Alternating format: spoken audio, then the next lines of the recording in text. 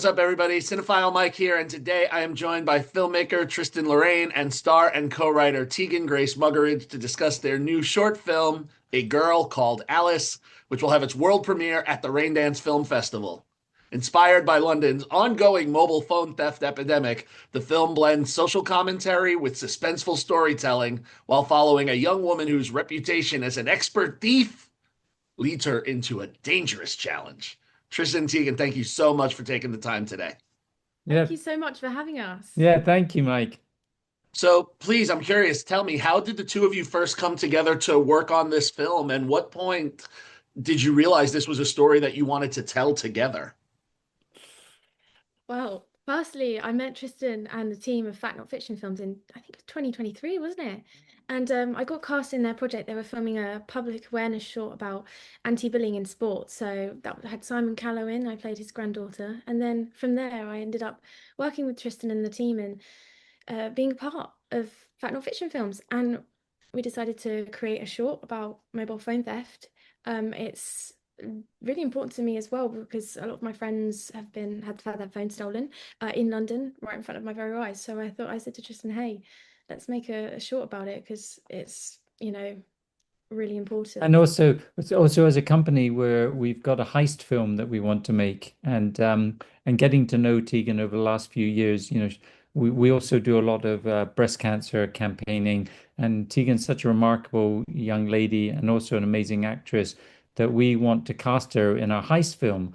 So we thought, okay, what we need to do is we're going to make a little short film, and we're going to use the workflow that we'll be using in the feature film, like the camera, the lenses, the whole post-production work channel.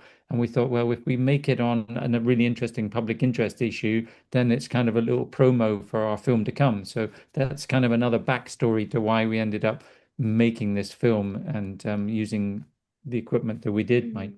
And it was really great because over 117,000 mobile phones were stolen in London in 2024. So it was really great to be able to raise social impact on it and collaborate with Tristan, Yeah. co-writers. Yeah. And if you're coming to London, Mike, keep an eye on that phone because it's got legs. I'm always cautious. So Tegan, I want to ask, so you're saying you want to tell the story. So Alice is a really fascinating character to me. She's incredibly confident and capable, but there's also that vulnerability under the surface. So as a co-writer and a performer with this role, what were the most important aspects of Alice that you wanted the audiences to understand just beyond the reputation of being a good phone thief?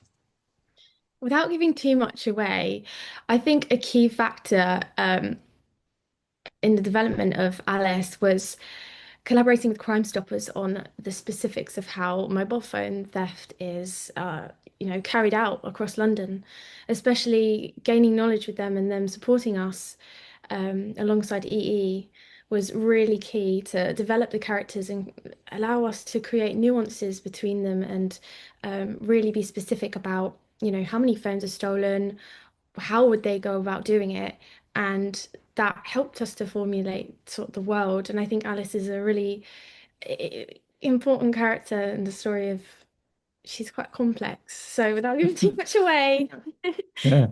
I've really enjoyed performing Alice and with the fantastic cast as well. Alice from Paris. Paris, yeah, she's from Paris. The Yeah. Paris Alice. Yeah. Yeah. And Yeah. Tristan, going back to what you were talking about before with the different lenses in the setup, so I have to say, what stood out to me was the sense of scale in the cinematography of this film. We have the street level action, the wider city shots, the drone work. I mean, London, it really is like, the third main character in the film. So I'm curious to know how did you go about working with your team to collect all that? What were the challenges of capturing that energy in these real world locations? Well, yeah, we've got the most amazing DOP in Ed White, and I've worked with him for over 10 years, and he's like a second brain. As a director, you turn up and he's already pre-programmed to film a lot of this stuff. You only have to say, no, actually, we're going to do this slightly differently. So he's a great tool, great person to work with. But we didn't actually use any drones, Mike. It was all actually helicopters because you're not allowed to use a drone in London. So we're doing this is proper same helicopter that they're using to film the Bond films with. So this is like super expensive filmmaking. But and also we were really fortunate that DJI, who make these amazing kind of gimbals and stuff. So we Canon, who we've used Canon equipment for 20 years of our business, and we said to Canon, look, we got to do some really high speed moving scenes. And we need to be able to have it superly portable. It's got to look $1 million. It's got to be, studio level. What can you do for us? So we actually filmed a lot of stuff with their new C80 on DJI gimbals using Canon CNE prime lenses. So they were really helpful. When you're working with companies like Canon, they can really help guide you on the best way of getting the best shots possible. And we're really grateful for all their Yeah. support. That just gave me a whole new appreciation for what I watched. Thank you for sharing that with me. And the film itself, it's very clearly entertaining as a thriller, and I was curious to see where it was going. But like you said, Tegan, it's very rooted, right, in this real issue affecting people every day. You said you had your friends whose phones have been stolen. So as you were doing this, because it's a short, how did you strike the balance between creating a really compelling story and making sure you raised awareness without just trying to make a public service announcement? How did that shift as you were working?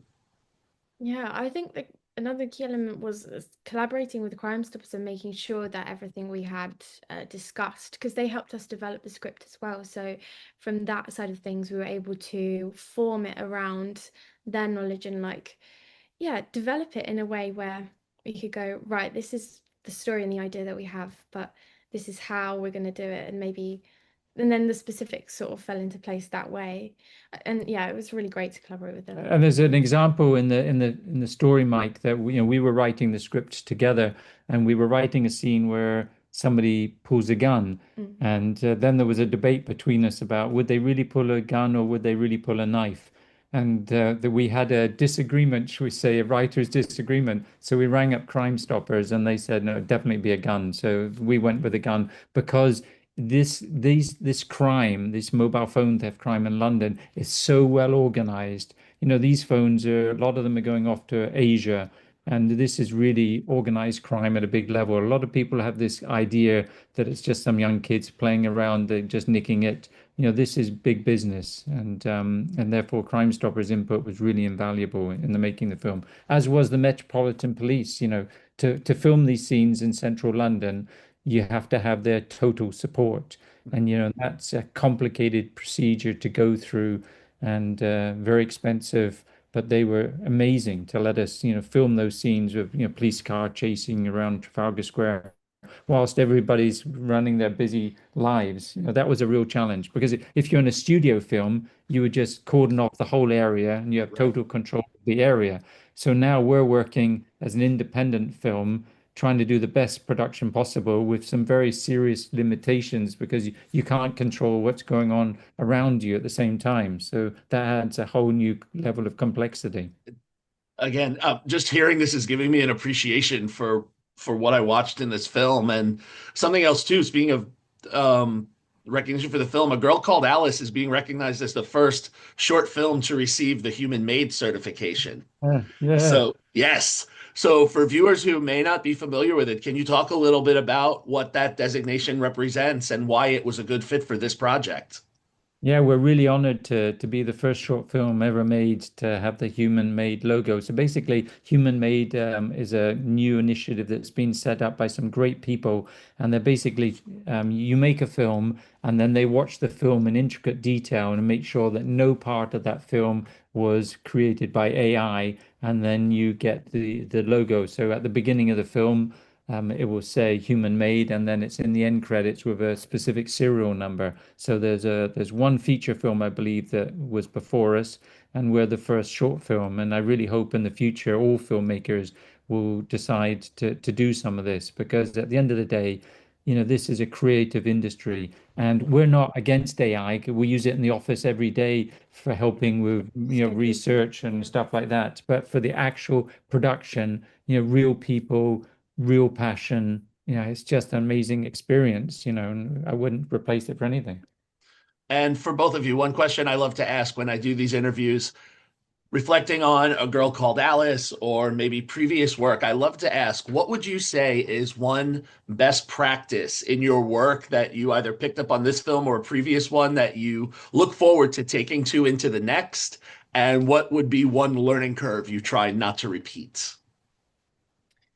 Oh, I think one thing I've taken away from this A Girl Called Alice project and a couple of other films is just have fun and enjoy it.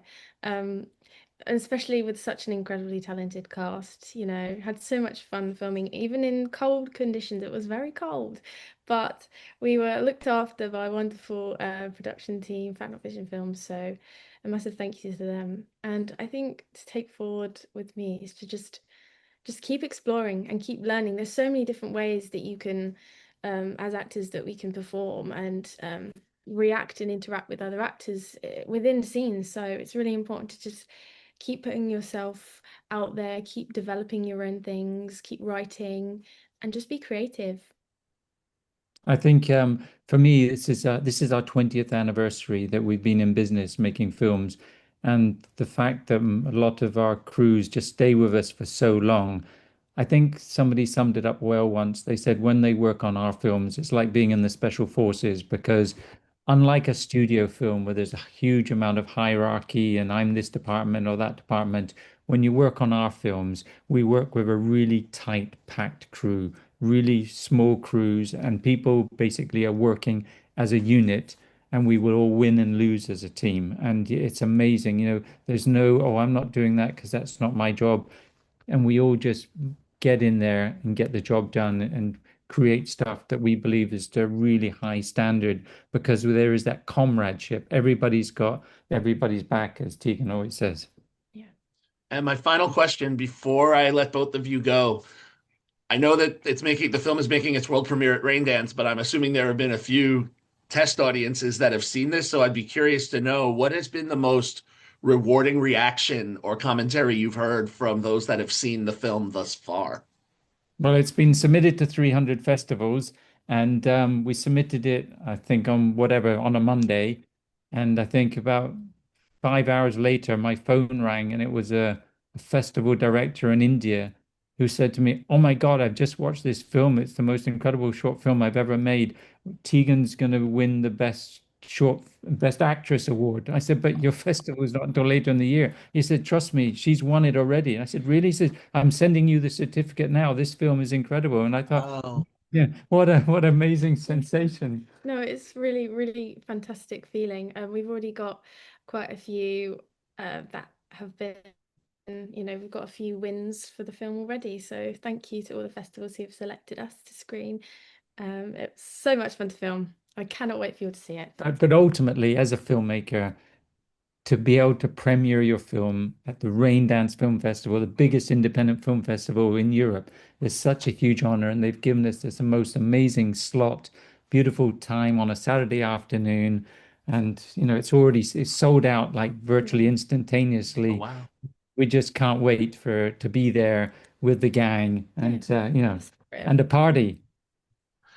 Well, Tristan, Tegan, thank you both so much for taking the time to chat with me today. Congratulations on the premiere of A Girl Called Alice at Raindance. For everyone watching, we'll include information on the film and the festival screenings in the notes. If you enjoyed this conversation, please make sure that you like, comment, and subscribe to the channel so you don't miss more great filmmaker interviews like this, spoiler-free reviews, and other festival coverage. You can find my spoiler-free review of A Girl Called Alice on my website, cinephilemike.com.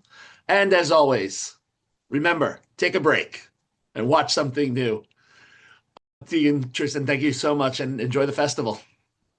Thank you, Mike, for having us. Thank you so Mike, much. can I just say before I go, I've done hundreds of interviews in my life, and you are just one of the most inspiring interviewees ever. So Oh, thanks very much. I really appreciate that. thank you so much. No worries. Take care, Thanks, man. guys. Take Bye. care. Bye. Bye.